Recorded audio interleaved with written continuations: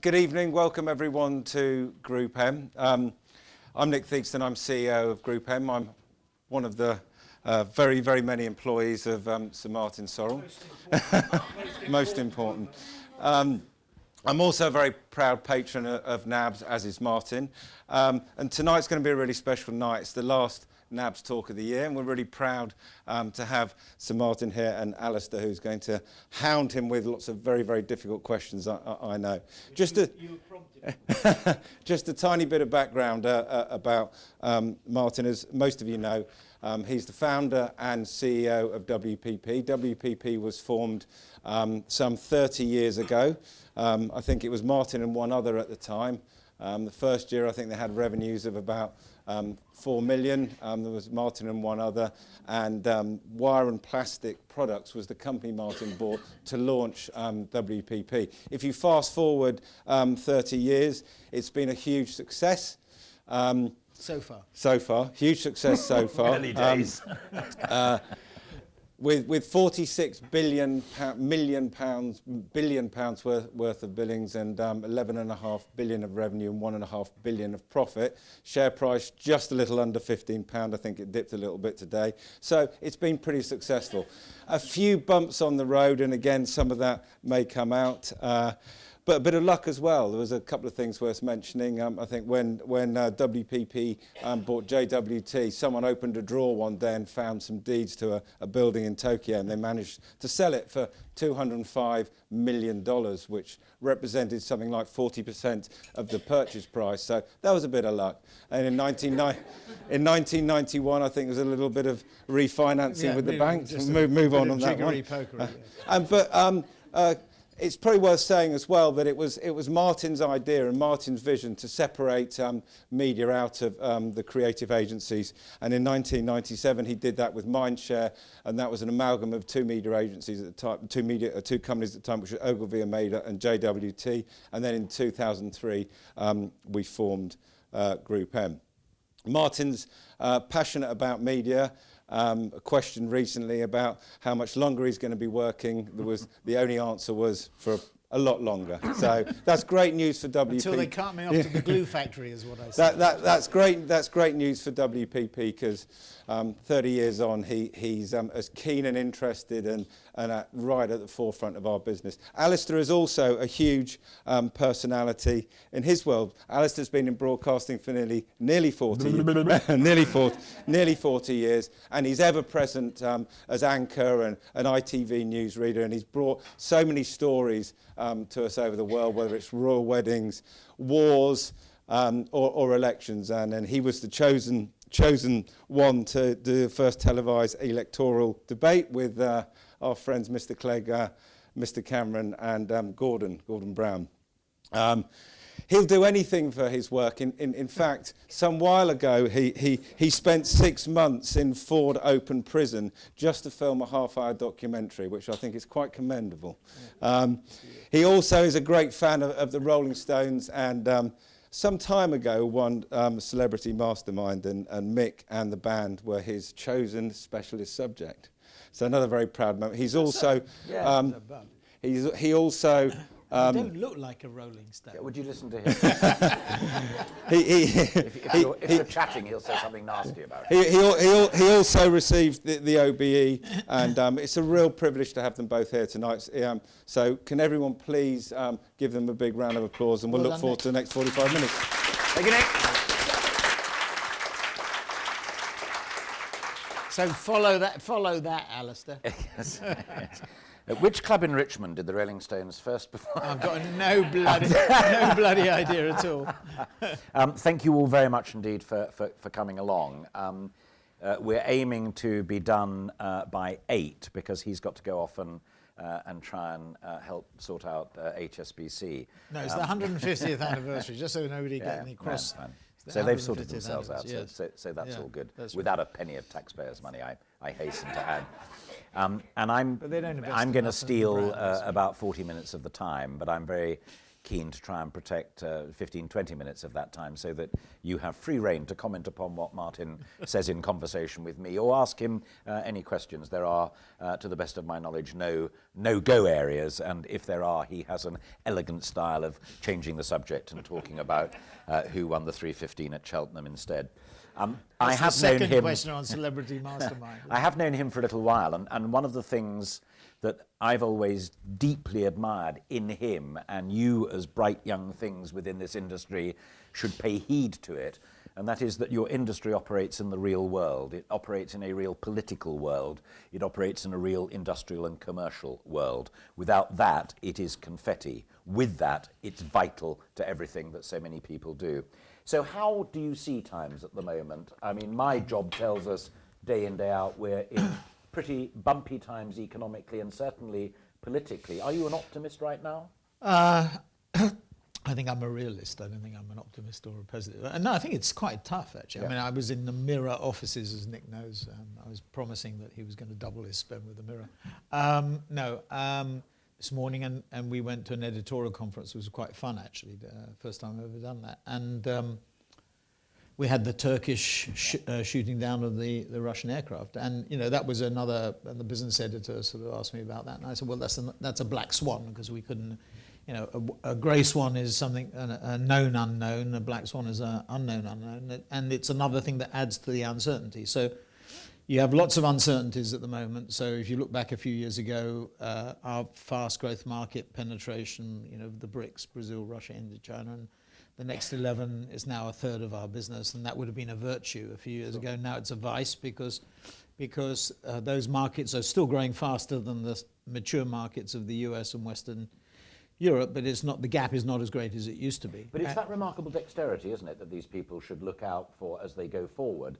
I mean, I remember talking to you once about post the Berlin Wall in '89. That opened up a whole new area of Eastern Europe for people who suddenly could discover what you do and do rather well. You don't know what the next black swan is going to be, but if you're not looking for them, you're going to be screwed. No, but there are sort of two buckets. There's a geography bucket and a technology bucket. The geography bucket is quite easy, because I think when I talk about buckets, I think those two things explain everything that goes on. I mean, you can boil everything down to geography and technology. And the geographical stuff, you know, if Vietnam became acceptable, there was another 80 million people that we could tap into for clients. Myanmar, it was 60 million. Cuba, it's 11 or 12 million. If Iran sanctions come off, you know, we're already into Cuba, and we have our man in Havana, so it's 112 countries now. And the 113th would be Iran if they lift sanctions. But, you know, there are other sort of problems around. Obviously, the Middle East is a big problem. The Ukraine is a big problem. The position of the BRICS is problematic. Western Europe is, put the UK to one side for a minute, Western continental Europe is doing much better. In fact, it's one of the fastest growing regions that we have for our first 10 months of this year. But having said that, it's off a low base, and it took us 6 or 7 years to adjust to Lehman, whereas in America we adjusted within 6 months, because structurally it's much easier to do. But even the American recovery is fragile. So, you know, coming back to your first question, how do I feel? I feel realistic. I think clients are very short term. Focus on the short term. And just to expand on it, you know, if there's a spectrum, one end of the spectrum is the disruptors like Uber and Airbnb, the latest sort of examples. The other end, there's the 3G zero-based models, the Valiant and Endos in the pharmaceutical space, although that's been discredited ever since Hillary Clinton got to grips with, or started to criticize the drug companies. Actually, if you were watching, which I'm sure you were, the news today, I mean, Hillary Clinton's diatribe against Pfizer with the Allergan bid is amazing. I mean, she's quite vitriolic and vehement about it. So it's quite interesting that the pharmaceutical space has started to, but the Endo-Valiant thing has sort of succumbed a bit, but we've still got 3G. And I just point out that ABI has a market cap now $200 billion, which means that it could do virtually anything in the FMCG space. And then in the middle of this, between the disruptors and, in a sense, the other disruptors of the zero-based budget model, you have the activist investors. So you have Nelson Peltz, you have Bill Ackman, who backed Valiant, much to his chagrin at the moment, and Dan Loeb, and they're pushing companies to be short-term. And the general environment is a growth rate which is about 3.5 to 4 nominal, 3 to 3.5 real of GDP. That's unlikely to be different next year. No inflation. In fact, I worry about deflation. Therefore, a very big no pricing power for clients, and therefore a focus on costs. So procurement and finance rules. Average life of a CEO is 5 to 6 years, of a CFO 4 to 5 years. This is American stats. An American CMO, Chief Marketing Officer, 6 months ago it was 18 months. Good news, it's gone up to 2 years. So it's 1/3. Their longevity is 1/3. But there's tremendous instability. And, clients are sitting on, if you thought of them as one company, it's $7 trillion of net cash. And the killer statistic for me was in 2014, the S&P 500 paid back to its shareholders, if you took it as one company, more in dividends and buybacks than they earned in terms of retained earnings. So there is a lack of what Keynes would have said, animal spirits are lacking. And there's no finance minister, not that I talk to finance ministers or chancellors all the time, but when I've got the opportunity, I've asked them, and none of them have been able to come up. In fact, Stanley Fischer was really interesting. Stanley Fischer, who's the deputy Fed governor and was the governor of the Bank of Israel. I remember asking him at the Microsoft conference, and he said to me, this was in a sort of session like this, and he said, funny you asked that because I was thinking about that in the shaving mirror this morning, but he didn't have an answer. No. And nobody can explain, other than we're excessively cautious and risk averse, the fact that everybody's so cautious. I mean, Pfizer is buying Allergan because it wants to invert because of tax, because it has all these pools of money around the world that if it brings it back to the States, gets taxed. So in a way, it's trying to use. I mean, the answer to Hillary. It's retrenchment based on ignorance. It's just since Lehman, and Andrew Ross Sorkin's book is a really good book to read. Too Big to Fail.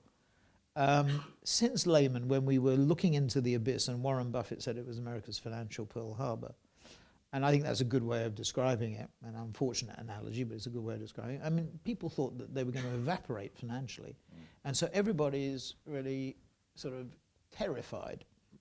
That's why we're terrified that the Fed is going to raise rates and what impact that's going to have. But given that backdrop then, which was very comprehensive and more gloomy perhaps than optimistic. Realistic. Realistic. Yeah, I accept that. Who do you think then, other than WPP, of course, which always does extremely well, when you look out there, who do you think is doing well in terms of agency, in terms of leaders, and in terms of brands? Well, what's interesting about it, I think it's structural. So the companies that are doing best are the companies that offend the corporate governance wonks, as I put it. So it's the companies where you are certain that you can retain control. So Rupert Murdoch, right, controls News Corp and Fox because he has a geared voting structure, which I think Rupert's family, the Murdoch family control about 10% of the equity, but 40% of the votes. The Ford family control roughly the same, 10% of the equity, 40% of the votes. Mark Zuckerberg controls Facebook. Larry and Sergey control Google. So they have geared vote, and this gives, now it's fine as long as you don't have a lunatic in charge of the asylum. I mean, if the person running the company or persons are clever, and probably first generation, or second generation maybe, it's okay. It's when that control is abused, obviously, and there are some examples of that. But the answer to your question, I think, is a really interesting one. Firstly, I would say it's those companies where management feels if they do take a risk, they're not going to get carted off to the glue factory immediately. They'll have some time to get it done. Private companies, private equity, at the risk of really annoying the private equity people, I've seen one or two private equity companies at first time. I really see no tremendous added value that private equity brings. I see higher gearing, dividending out, refrying the beans as we call it, remortgaging the company to suck out equity and pay off equity to the owners. I see cost reduction, so again a sort of zero-based cost approach, but I don't see real enhancement of the top line. Now the tragedy about all this, I think it's what I'm saying is realistic, but the tragedy is that when we track brands, which we do through Brand Z, for example. So we sit with the Financial Times every year and we map out Millward Brown does through Brand Z, the top 100 brands in the world. If you and I, Alastair, invested in the top 10 of those brands, that list, for the last 10 years, and we created an investment fund, we would have outperformed the MSCI, which is the world index, the Morgan Stanley Capital Index, or whatever they call it, by 300%, right? Which is going some. So I would say, building brands, which then grows revenues, which is the biggest driver of total shareholder return, is you see in the brand survey. And so making an investment and growing the business is really important. But people are not doing it. Where are they doing it? The controlled companies, the public companies, the private companies. I was with a big fund manager, you'll guess probably who it was. It's a client of ours last night. And, I sort of talking about this sort of thing. And he said to me, from their point of view, they're a massive private company controlled by a family. And they can make long-range. He came up to me afterwards and we had the discussion. He said, we can make those long-range discussions. So I wouldn't sort of hone it down to brands. You can say Apple's been phenomenally successful because it's the world's most valuable company at $650 billion or whatever it is. Google is now, I think, number 2 at $500 billion, $520 billion. And so they've been phenomenally successful. But to my mind, it's those companies that people have some, there isn't a separation of management and control. That's, I think, important. So management has skin in the game. They're not sort of turnaround artists or Johnny-come-latelys, but there are people who are committed for the long term and have a financial Guy Hand interest. says about his own. Yeah, I mean, Guy Hand is an interesting example because he's taken some things to extreme, I think. And in some situations. Okay, but if I would say that if you're generally, sitting in this audience, then, yeah, and you're either working directly with people at that level, or you're part of a team that is working to service that level of people, who would you say these are the guys to watch in terms of the advertising, in terms of the media industry? Who's doing well there? The four walled gardens, you've got to sort of focus on them. So you would say Amazon and Apple and Google and Facebook, and then you'd add Alibaba, and you'd add probably Baidu maybe, and Tencent, and then you'd add Xiaomi, the handset manufacturer in China, and then you'd probably add Flipkart and Snapdeal in India. How many of those existed 10 years ago? None really. How many of those existed 5 years ago? Most, except maybe the Indians have come. Xiaomi is about 4 years old.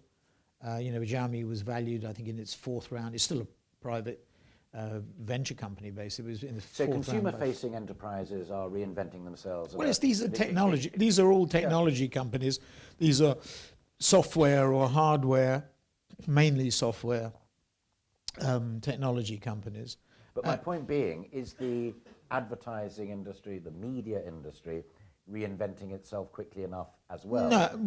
With these people? No, the people who run legacy companies. I mean, you run I run or try to run a legacy company. Nick runs a legacy company, and what we have to do is to change the engines on the airplanes we're flying. So we're doing 3 things.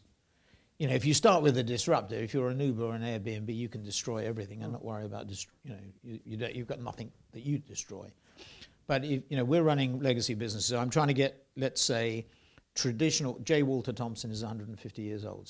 So despite the fact that I've what I've done and my attempts to destroy it, it's managed to survive. Right. So for the last 30 years, since it was 120. So you've got J. Walter Thompson, you've got Ogilvy, you've got Y&I Gray, where you're continually trying to push into the new digital economy and geographically, to some, because we've done pretty much all that, but we are pushing it technologically. So that's one. Then you have Ogilvy One and Wonderman and AKQA and VML and Possible, which are major digital brands, which we're trying to push digitally even further, along with the traditional brands. And then we've got another sort of segment, which is what I call the cannibalization segment, where we're eating our own children, because if we don't eat our own children, somebody will come along and do it. Yes. And it's on that spectrum. It's the Uber, Airbnb type disruptors that we're worried about. So the answer to your question is, in the technology bucket, I'm pretty confident because of what we know and what we see politically, socially, and economically, that we can do that. Cuba is okay, we move into Havana. Iranians, the sanctions come off, we'll But in move Cuba, you can play some of the old games, whereas in interesting. No. I would argue the reverse. No. I would argue that the digital revolution, certainly the mobile revolution, is more potent in China and India and Russia and Brazil and Cuba and Iran than it is in the mature economies. There are more legacy systems to overcome. So in a way, what we're seeing happen on mobile, because they haven't had to go through the PC stage. They leapfrogged the PC stage into mobile. So no, but on the technology bucket, it's very difficult because something can come along and eat your lunch. I mean, I refer to the four-walled gardens, and thank goodness there are four, because if there was one, we might be excluded. You see, I don't care when I look at WPP. So we've got $76 billion of billings as of. That's an audited figure, by the way, and just so we're talking in front of a NABS audience, it's about time our competitors sort of confessed to what their actual billings were, what their revenues were, well, they had to say what their revenues are, and what their net sales are, which they don't do. And it's about time they all did it. But Dentsu, to their credit, do it. There's the only other competitor that does it. But when I look at our 76 billion of revenue, interestingly, we had a meeting with Google this week, and we will do $3.5 billion with Google this year, mainly in search and in video. Last year we did $2.9 billion. Our second biggest relationship was with Rupert Murdoch and et al., Fox and News Corp and Sky and Star, and that's about $2.5 billion. And then most of the traditional legacy companies, so a CBS, an ABC, a Disney, a Viacom, an RTL, will all be around somewhere between 750 to 1.75 billion. Facebook will go from last year it was 640 million, will probably be about 950 this year. But it's interesting that Google is almost sort of 3.5 to 1 against Facebook, despite the fact that people are saying. And throw in another that you've not mentioned, because when I was reading up to try and bring myself up to speed for this conversation, one of the ones I spotted in the cuttings was the BuzzFeed deal. Yes. And in a sense, that brings together rather neatly the bulk of what you've been saying in this first part of our conversation. Well, let me say why I think so, and then you put me wrong or put me right, or explain to the colleagues here what the significance of it is. I mean, BuzzFeed is one of those that people of my generation might call, a flash in the pan idea from the internet age. Some of which, you're betraying your age. Some of which, well, I can't lie about it. Some of which have come good, and you've mentioned the Googles of this world, and others have withered on the vine and gone and what have you. But here you've got the mighty WPP sitting down, cutting a deal with BuzzFeed. BuzzFeed run by a bunch of kids, having a huge impact, though, upon my industry as well. So talk a little bit about that. Okay. You were a little bit, oh no, that doesn't matter quite so much. To me, that's a really significant indicator of where we are in 2015. Well, you sort of try and put it in context. So traditionally, we would differentiate ourselves against our competition, and still do, on the basis of talent. So we have 190,000 people in 112 countries in one way or another. I think they're better than the competition, but the competition will argue about that, and clients will argue about it, and price. So those are the two things. What today, and I'm seeking to differentiate WPP. I mean, what I see myself, part of my job, or the principal part of my job, is doing exactly what we were with Unilever today. What Keith Weed would say Unilever's job is.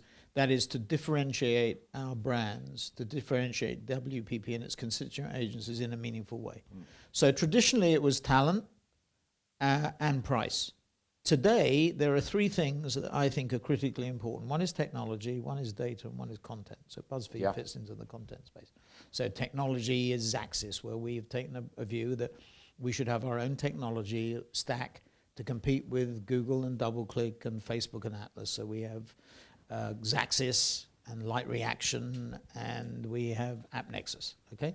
In data, there's a measurement issue. People are worried about C+3 and C+7. They're worried about viewability, 3-second views. I mean, the hurdle for measurability for Facebook video is down here. The the hurdle for Nickelodeon and MTV is way up here. And when Philippe Doman complains about it, he's directionally right. May not be 100% right, but he's directionally right.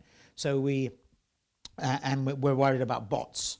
We're also worried about ad blockers, slightly different area, but we're worried about bots. And Google has not disclosed accurately, according to that independent piece of research that was on front page of the FT 3 or 4 weeks ago. And the Mirror, where you were just a few hours ago, Yeah. have said you can't use our content if you've got an ad blocker put in there. Yeah, well, and then on ad blockers, I mean, I don't think ad blockers are a threat at the moment because iOS and Android dominate mobiles. It's 90% of the operating systems. 90% of that 90% is on apps which you can't ad block. You might be able to at some point in time, but the ad blockers understand this. The guy who invented the peace ad blocker voluntarily said, I'm going to delete it because it's not in our interest to do it. The best way of dealing with ad blocking is for Google to say, we will turn off the ad blockers on YouTube, which will be in their interest to do so. That's what dominated the peace thing. But so on data, on measurement, we invest in Rentrack and Comscore, and we bring the two together to come up with a better mousetrap. And then finally, on content, and this gets to the heart of the question, sure, and what I was trying to say about BuzzFeed. So on content, we think there are new forms of content. So we invested in Vice, and when we invested in Vice with Shane Smith, people laughed. And we put $35 million in. It was 10% of the company. It was valued at $350 million. Today, just to show you how bright we are, it's now valued by Disney in their latest deal at $4.5 billion. But the point of the story is, and this is very germane to what you said about BuzzFeed. And when I said about age, that was a bit rude, but I'm 70, so I suffer from the same thing. I am a mere youngster, ladies and gentlemen, by comparison. But the point is that we are dismissive of these approaches because they are new. When Shane started Vice, people said to me, young people are not interested in news. Totally wrong. Absolutely. It's the way the news is presented. It's stylistic. So, at Stream, which are these digital conferences we did it at Cannes. We had Mark Thompson from BBC and the New York Times. We had Shane on the panel. There was one other person on the panel. It was the new editor of The Guardian. And, I put my hand up and said, aren't you being a bit stuffy? Because they were being a bit snotty about Shane. The fact is, who interviewed the lead singer of the act, that very terrible situation at Bataclan? Who interviewed Shane Smith? Who is in Russia, interestingly? Russia shooting news at the moment. Shane. I tried to get him in the last 24 hours, and he said, I'm shooting. And I will bet you he will be one of the first in on this Turkish-Russian incident. I swear upon my life, and if you want to come up, you can see that it's true. I quote from my next question. You also said that people like BuzzFeed and Vice are firing a shot across the bows of stuffy content. Yeah. Advertisers will want to birth alongside, this isn't you, this bit's me. Yeah. Advertisers, and that's germane to you guys and gals, will want to birth alongside strong content. This is all a fundamental wake-up call. Vice started off with street art, drugs, sex and rock and roll. Yes. I'm quoting my son, who back to you. They are now making great documentaries. They are getting the great interviews. It's a huge wake-up call. It's not a flash in the just pan. Think about that. So in Vice is really interesting because there's us with now post-Disney about 8.5%, 9%. There's Murdoch with 5%. There's Disney now with 25%, effectively a little bit less, 21, 22.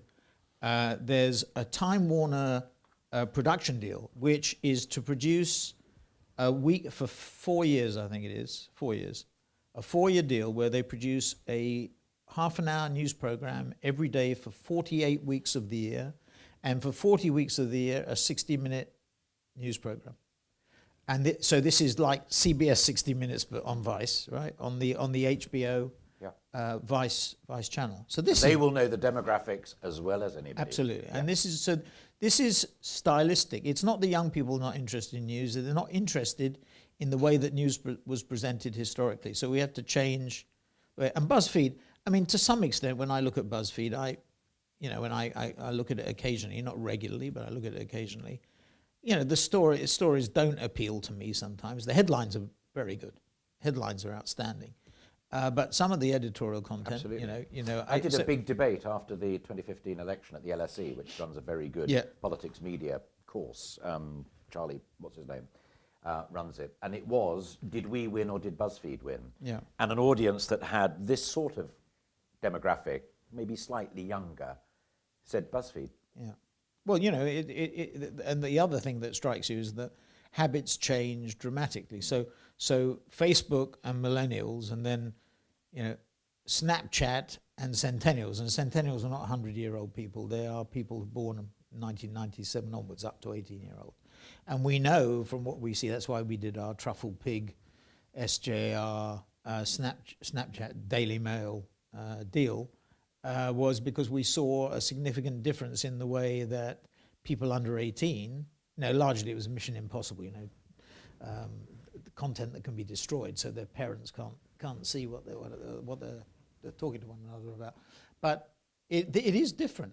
It is different. And so when you're talking to an audience like this again, you've made two intriguing, really, really big points within all of that about legacy industries, ones that are big established businesses, some of which are only 10 years old, but they are up there and what have you. And then you've got emergent media and emergent journalism like BuzzFeed and Vice and so on and so forth. Here's the question. Should these bright young things, as they progress and aim to take over your seat and his seat and other people like that, do they talk to those brands and say, you're getting it wrong, you need to catch up with t'others? Or do they seek to service the needs of those brands as those brands see it to the best of their ability? Well, you probably end up doing both. But if you said to me, what should, somebody said to me this morning, somebody bid in a charity auction. I had two women work in an agency in London. They bid in a charity auction and they unfortunately won. So they were stuck with a breakfast with me, and they sort of said, what should they do? So I said, you should learn Chinese and code, which pretty much has been my answer. And if there's a Chinese code, maybe you're better off doing that. So that's where I would send them.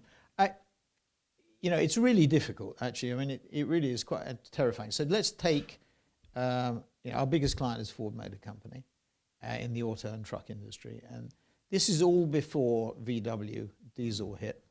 But I was really struck by this. So Alan Mullally comes along and he takes over Ford, and we're very successful with him. Build one Ford. Mark Fields is now running Ford very successfully after him.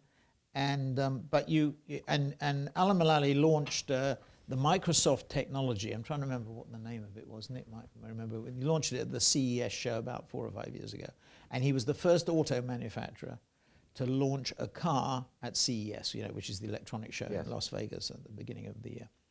And everybody thought that was rather strange. When I went to the CES last January, I think there were 18 automobile manufacturers there. So what do I hear? I hear Oslo say that by 2019, we will have a carless center of Oslo. Now, anybody who doesn't think that many major cities will follow Oslo, they will. Singapore has an RFP out for a driverless zone in Singapore. So this will be, the center of Singapore will not have any cars other than driverless. And the bidders that I'm aware of, Google is bidding, Continental, which is a very successful parts supplier, and I've heard GM is bidding, right? The really scary thing I heard, or saw, was I did CNBC Squawk Box about 3 months ago, and the item after me was they showed on TV, and they had it outside on Park Avenue, where it was, by the studios. They had a 3D printed, full-size, 2-seater sports car. So about 4 or 5 years ago at the Deutsche Telekom conference, I had seen a kid's car 3D printed. And the guy who printed it, I said, can you print the whole car? And he said, no. He said, the flatbed, the bottom of the car will be in steel, and you can't 3D print that, but the top of it can. And he could envisage in 5 or 10 years that you and I would go into a dealership and we would order our car. We'd have a flatbed and we'd order the top, and it would be tailor-made. Here I was, literally 3 or 4 months ago, and the whole of the car was 3D printed, with the exception of the wheels and the seats, and even metal parts. I talked to the engineer about it because I was interested. Even the metal parts have been 3D printed. That is a staggering change. And now this is early days. The front of the car was modeled on a Mustang, I think the back on a Chevrolet sports car. So you just think about the disruption. Two steps back in that conversation. Your word disruption is crucial, and that's been a theme throughout it. But what do you say? You get to talk to the chief executive of the Ford Motor Company. They will be talking to people perhaps lower down the chain, or they'll be part of a team that's talking to me, what have you. I want to know what your advice to them is in terms of those conversations that they should be having, i.e., you're not far enough ahead of the game. You're missing tricks and opportunities. Or we are the best people to help you sell more trucks than you sold last year. No, you do both. So you have to come back to that analogy. You have to, if you have a legacy business, you have to change the engines on the airplanes you're flying. You have to continue flying. You can't stop the plane, land, and rebuild the aircraft, or whatever the right analogy is. You have to keep going. Successful brands expect that of you. Yeah, I mean, they expect us to do everything. They expect us to do better work at cheaper prices. Okay. Right? They want, I just came from a presentation that we did. They want, more, it would be we do a little bit of work for them, it'd be more work, and they want more and more, but we didn't get into a discussion about what the cost of it would be, but it is. I mean, the simple fact, take all these media pitches that are going on. I think we've managed to differentiate ourselves from our competition in technology, in data, and content. I think if clients see, and I've got their, Nick and others let me go to some of these pitches occasionally, as long as I don't say anything. And so, and it's quite clear to me, and talking to the clients, that we've got, other agencies might have the language, but they haven't got the implementation. We are, for example, we have 300 million anonymous profiles of every person living in the United States. We have it here too. So we know all about you. We don't know it's you, but you're a number, but we know your behavior. We know probably more about you than you know yourself. And that some people find worrying and sinister, but I think if it's anonymized, it's largely dealt with. I mean, this is, these tools are extremely potent, and I think we are far ahead of the competition in implementation.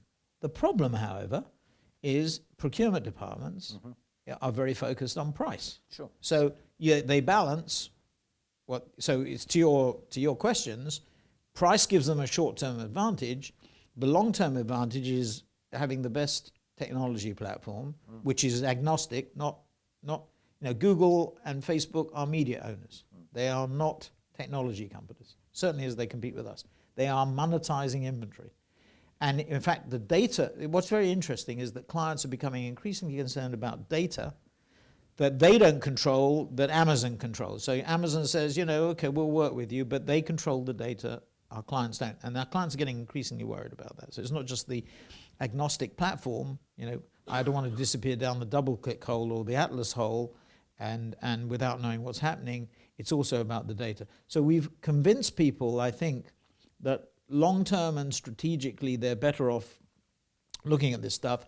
But then the procurement department pulls them up and says, well, what about the short-term pricing? Sure, absolutely. So you have to do both. Yeah. And this makes, and the pressure, by the way, the pressure on our people is immense. I mean, in my view, it's counterproductive, because the amounts of time that we spend on reviews, particularly if we're the incumbent, where you have to run the trains on time, and at the same time you have to have a pitch team pitching the business.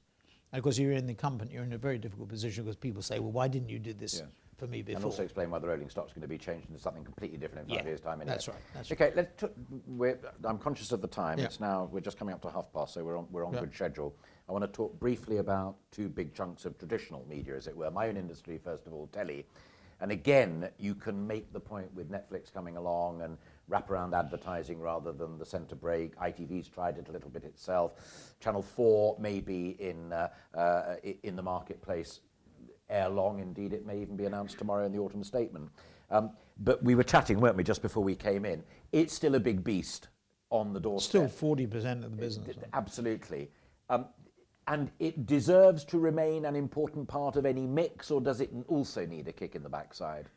Well, there are some signs. I mean, if you look at the stats, Mary Meeker's stats, the ones that everybody gets upset when I use about. Well, not everybody, but certain sort of linear TV gets upset, or linear press, traditional press gets upset, because what Mary does is she looks at US consumers and and their media consumption habits, and says, compares time spent versus investment by the industry, not by us, but by investment by the industry. And the big discontinuity is there's too much according to her, too much being invested in newspapers, 19% of the budgets in America, US, in traditional felling trees and distributing newsprint, and time spent is 7%. On the other hand, radio is about right, outdoors about right. She doesn't have stats for outdoors about right. I'll come back to TV in a minute. And then digital and mobile, it's 48% of time, and it's only 32% or whatever it is of investment. Yeah. So everybody says that. Then you look at the TV column, it's 37% of time spent and 41% of investment. For the first time, you're starting to see a discontinuity between the two. If you look at the historical data before 2014, because we haven't had 15 yet, to 12, 11, there wasn't that much of discontinuity. So linear TV, remember, digital TV is in the mobile internet box, as is newspaper and magazines in that box, or those two boxes. So the first time you're starting to see a discontinuity on TV. Is this significant? Yeah, I sort of feel it is. I go back to Philippe Doman. He complains Nielsen doesn't measure Nickelodeon and MTV right. He's directionally right, but is he as right as he thinks he is? Maybe, maybe not. When we did this was really interesting. When we did our Investors Day last week, I picked two subjects for our Investor Days. One was China, because, China are up or down, and media. Why are all these reviews? All the stuff we've been talking about, bots and everything else, measurement and everything. So Eric Salama did the introduction when he was talking about data and measurement, that section that we did on it. It's on our website. It's worth looking at. And he referred to the Doctor Who Zygon episode, which was up against the Rugby World Cup and one other event.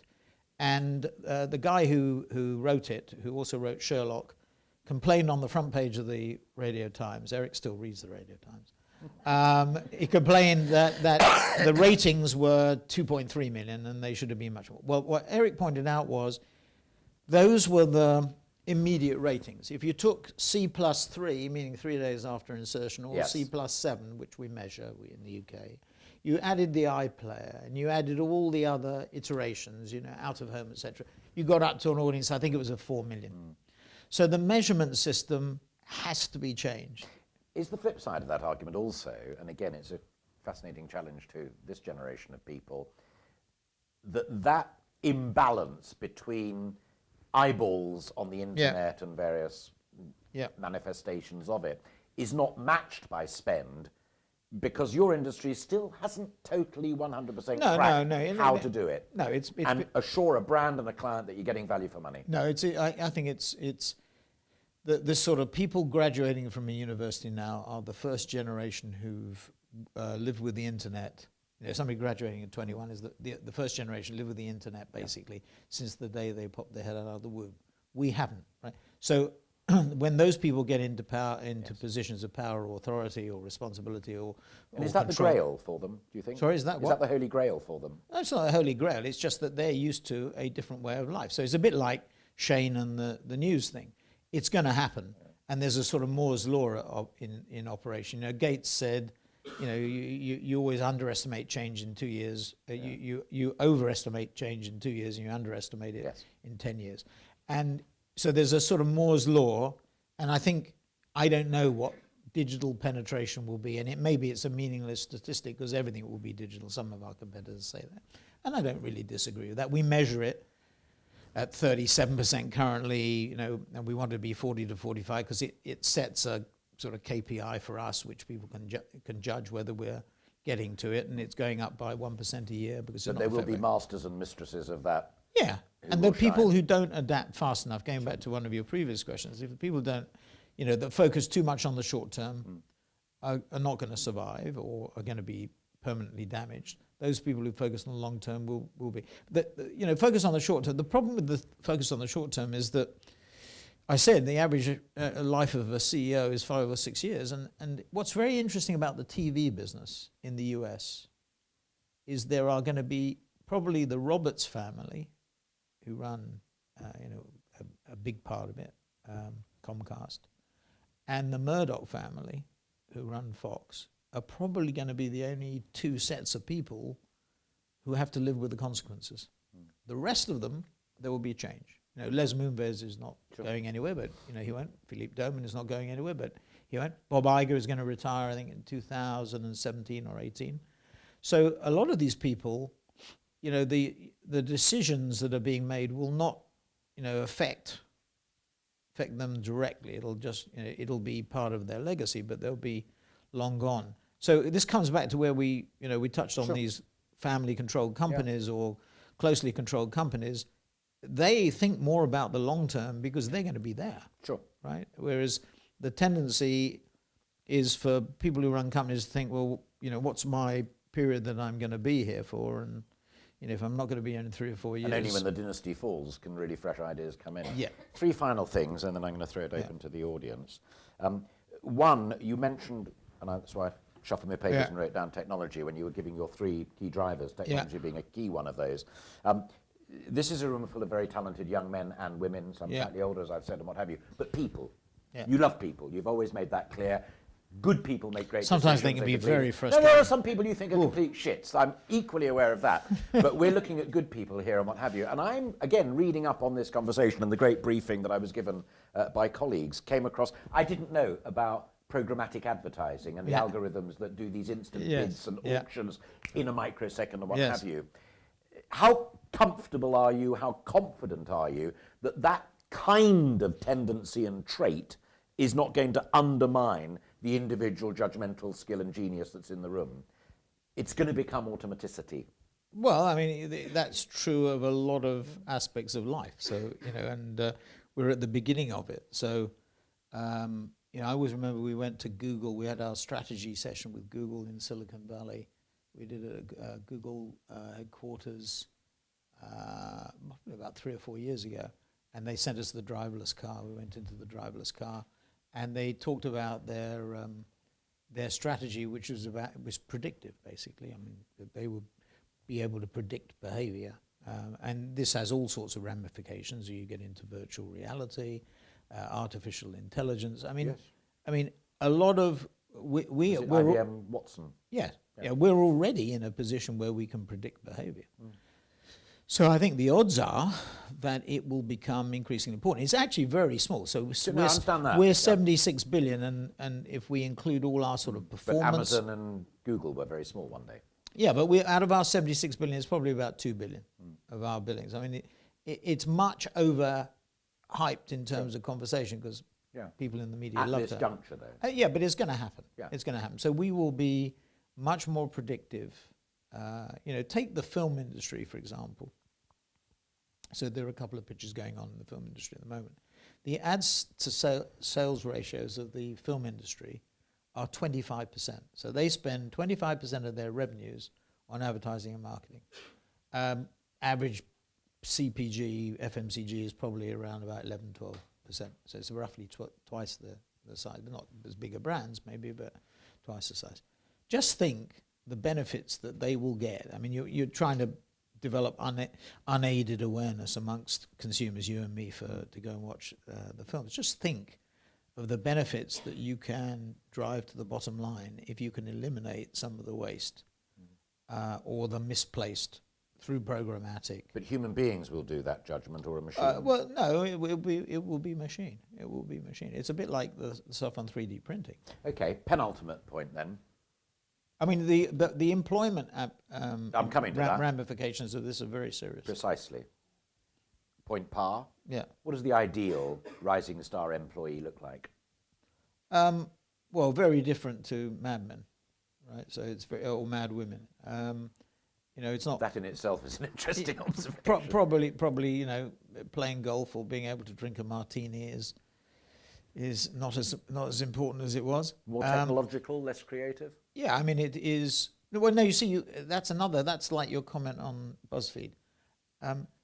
Media people are creative, right? Data analysts are creative. I mean, healthcare people are creative.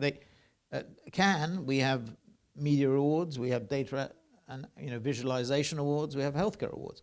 Yeah. We have the problem with our industry in part. Well, historically, it's not so much now, is that we've taken a really snotty attitude to creativity. You know, the creativity, Nick referred to the fact that we started Mindshare, and it wasn't my creation. It was the market forced it at the end of the day. I mean, we're market driven. But in a sense, things like programmatic maybe will create the space for the creative to come back and retake the territory. But there is this is an artificial distinction. There are creative algorithm makers.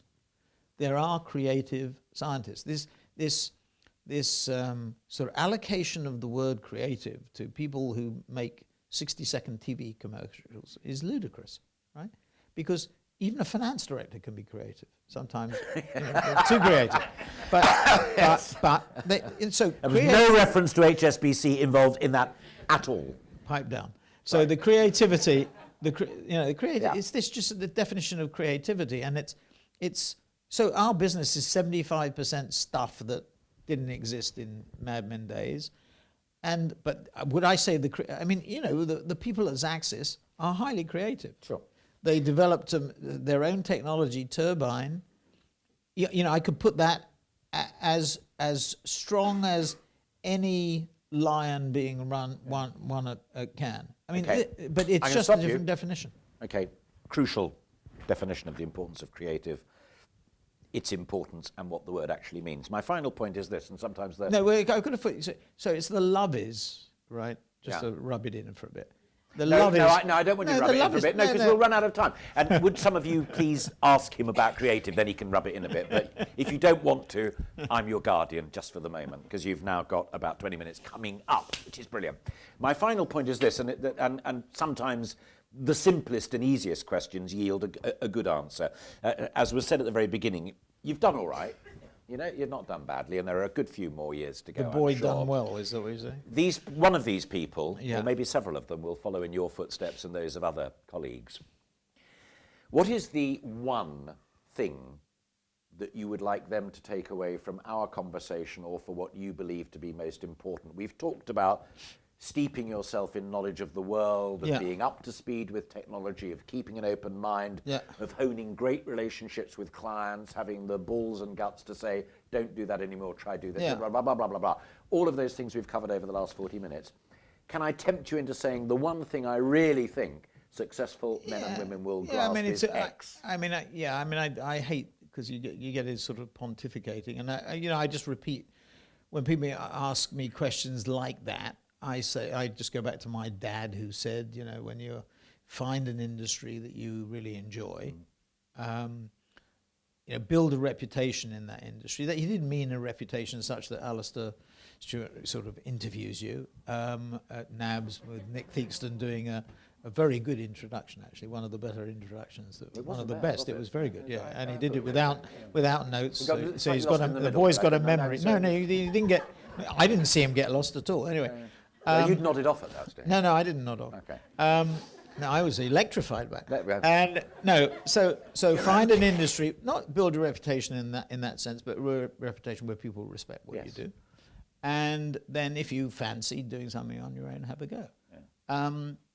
And I thought that was always very good advice. I mean, it's very simple. It's a bit apple pie motherhood, but too many people, they might be focused on financial stuff, which may sound strange coming from me, but or the financial implications of it, rather than something that they really, really enjoy doing. Now, passion. So, and the other thing is, I think speed. This is again, it's apple pie motherhood, but speed is really important. I find why do you find people delaying? It's because they don't know the answer, or they don't like the answer. But we all know what we have to do. I mean, it's like when you're trying to restructure something or change something, everybody finds it painful. Everybody hates change, but in your heart of hearts, and I'm just as guilty as anybody else, we always delay the evil day. If we made a mistake, it's very difficult for us to admit we've made a mistake. I am not going to procrastinate, one of my favourite words then, by drawing a nice fat line there, so I know he's got to go off somewhere else. But before I throw it open, we have been very lucky, ladies and gentlemen, Sir Martin Sorrell.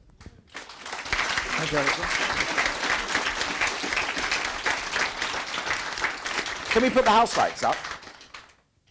We've got 15 to 20 minutes, and do we have microphones and things, or do you just have to shout? No, we do have microphones, right. Straight in, guy here in red tie, Was there another hand immediately behind you? Because we've got two. Guy at the door. And can you say who you are and where you're from, short and sharp, and off you go. Sure. I'm Zohair Imran from Pakistan. I used to work for J. Walter Thompson there. I've got two questions for you. For Taha. One, and if it's a good one, we may come okay. back to you, just to be fair to colleagues. Okay. Since we are talking about creativity and what all about you, I've been listening to. Listening to your speeches lately, and in that, I heard that you had been when you joined Saatchi and Saatchi, you were called the third brother. So what were the skills? Well, others called me the third brother. There were about 25 people who were the third brothers. Yes. Bill Muirhead, Jeremy Sinclair, Tim Right, hang Bell. on, your question. So what were the skills and what were the skills you had which made you popular? And so No, I wasn't popular, so that's for sure. The reason I came into, I was working for a guy called James Gulliver. James had a stake in, it's a long story, but in a thing called the Birmingham Crematorium, which was a shell company into which Compton Partners, or Garland Compton, was injected. And Ken Gill was the chairman of Garland Compton and was a friend of James Gulliver. James had a big shareholding in the company. And Kenneth Gill was chairman and was very worried about the creative reputation, which was a very narrow I was just creative thinking how reputation. germane that was The to your last answer. narrow creative reputation of Garland Compton, and was looking for a hot shop to inject it into it. And he found the Saatchi brothers, and the Saatchi brothers injected themselves into it, and that the rest is history. Interestingly, James Gulliver, who owned, I think it was 10 or 15% of the company, sold every share in the business, because what the transaction did was reduce the net asset value per share, because Saatchi's didn't have any assets, close to zero. And James couldn't understand that, being a food retailer, and he was interested in real estate. The earnings per share, because of the nature of the transaction, increased sharply. The stock price went through the roof. I mean, ultimately, things weren't quite so good, but went through the roof. And James, I think the value of the stake that he sold was worth a lot. But that was the background to it. I worked for James. Morris Saatchi needed a finance director. They tried many finance directors in Fleet Street newspapers, most of whom they had to interview before 12 o'clock midday.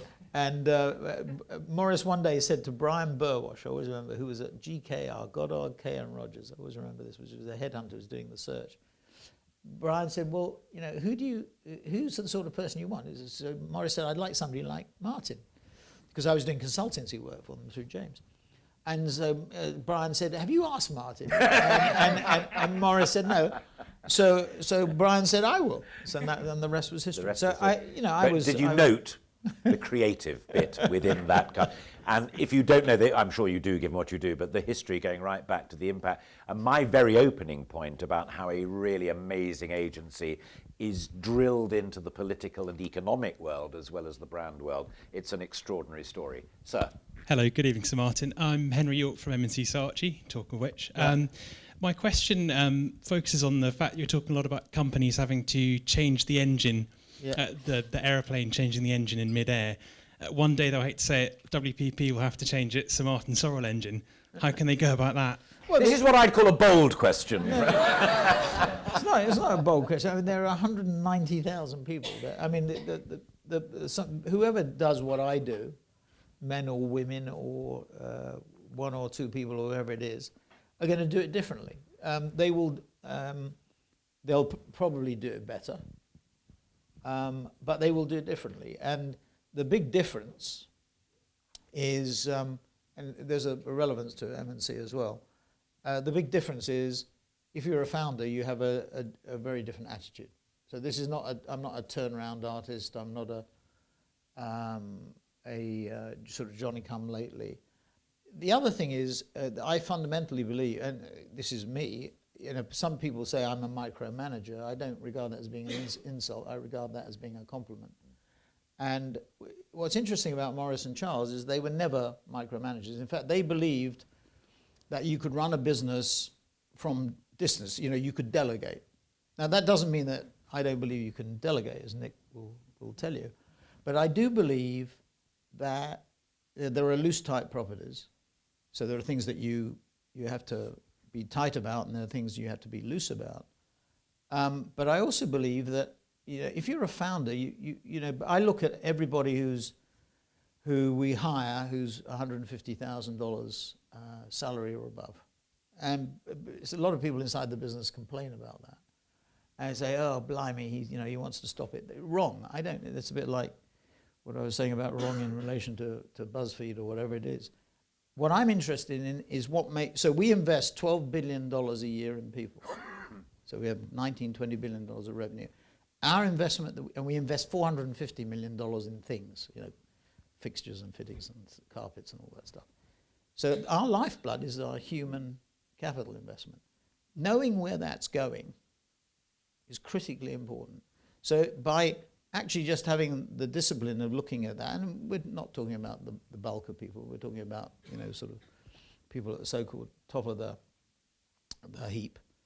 I'm getting a good feeling as to where things are being done and where they're not being done. And what type of people are. Do I query some of them? Yes. But it is a really interesting, I think a really interesting point. Now, the people who follow me may have a totally different view. I think they'll be wrong. But they may have they may take a Morrison Chelsea that we can run these things by remote control. I don't think you can do. And by the way, the moment you get out of running it in the detail, you can never get back. It's really interesting. Okay. Once you recede, it goes. Thank you. Let's have another question. Right, can we take the woman who's there in the black top? And then if I can have the second microphone, the chap here in the check shirt.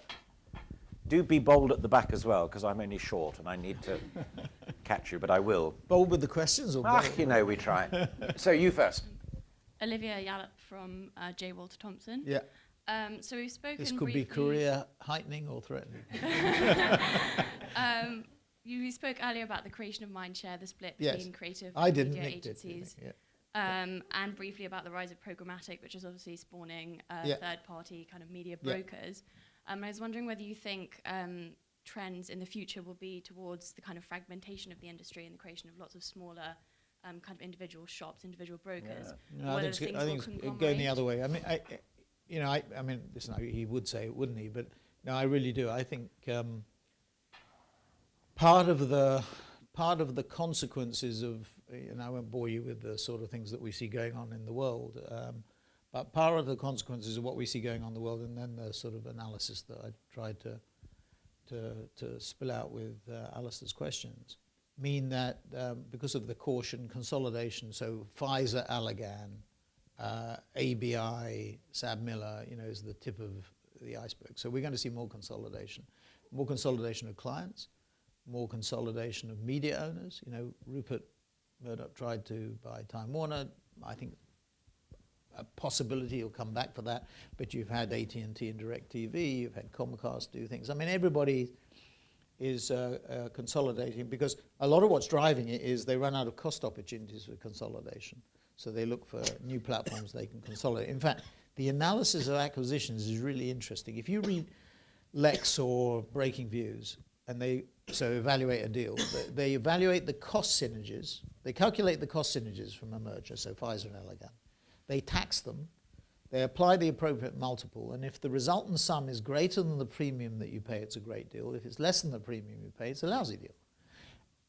And when somebody comes along and says, well, there are revenue synergies here, everybody's eyes glass over and they say, well, it's all very flaky and the deal, is not wrong, in my view. I mean, if you bring two companies together, it shouldn't just be because you save money on tax, through a tax inversion or cost. It should be because the portfolio together will grow faster than it will grow, which is top line.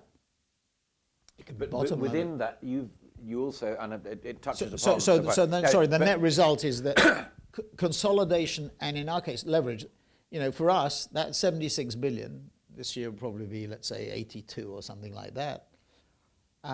That gives us the leverage. And you mentioned programmatic. We can, the controversial thing about Xaxis is that we're buying inventory. Sure.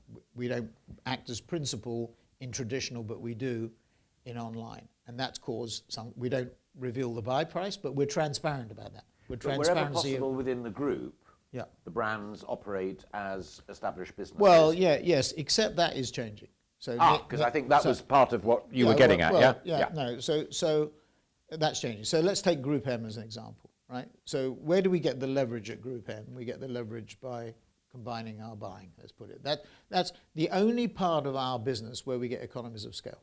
So if we go to market as 76 billion, we're far better off than going to market as 5 billion, okay? That's becoming more and more important. And in the case of online, which is a fragmented marketplace, increasingly fragmented, if we can use our buying leverage, it's even more powerful. So the net result of that is there's going to be more and more consolidation. As far as our individual brands, GroupM is interesting, and in fact Kantar, which is so GroupM is 5 billion, Kantar is 5 billion of revenue basically. Kantar is going to go in the same direction as GroupM, and we're going to increasingly pull together the Kantar units on a country-by-country basis, and increasingly pull them together with media, because the combination of media and data is really powerful. And there's one other thing I should just sort of mention, and this gets people very upset, but I'll say it. I think the medium is certainly the equal to the message, and may actually have outdistanced the message. So I would say medium actually is more important than message. That a lot of, sorry, I think it's really important. So last point. Sorry, so that when we do pitches, increasingly, so it used to be in the old days that media was at the back of the presentation, and if the time ran out, it fell off the back of the wagon. Now, media is very much at the front of it, and the medium drives, so you tailor the message to the medium, not the other way around. And that is a dramatic change. And there are people that still fight that. And I you could argue it's the same. I tend to feel that the media, so that's going to consolidate everything as well. Right. And WPP will become a more consolidated business. Okay, it's 5 to 8. Fine. Have you got time to take one more question, or do I have to draw a line? One more. You've just won tonight's Star Prize. Short and sharp, and for Christ's sake, make it good, otherwise it'll kill you. It's a simple question. I'm Edward. I work at Mindshare. Yeah. So you have a big job, only 24 hours a day. Do you manage to sleep 8 hours a day? Not 8. I do time my sleep, and I think I do about. The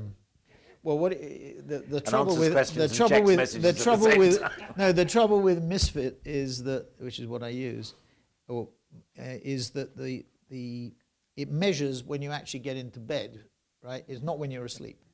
I mean, there's light sleep and heavy sleep.